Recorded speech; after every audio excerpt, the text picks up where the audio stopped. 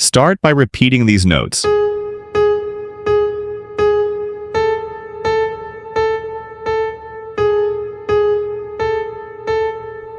Perfect.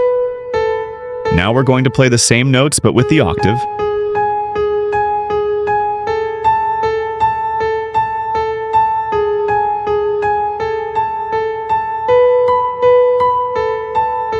With the left hand, play these notes, and at the same time, we'll add the right hand.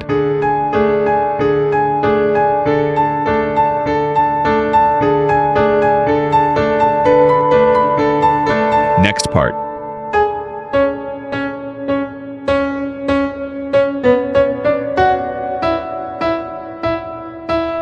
Add this left hand.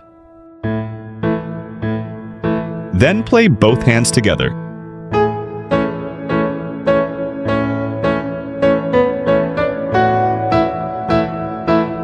The whole thing, but faster.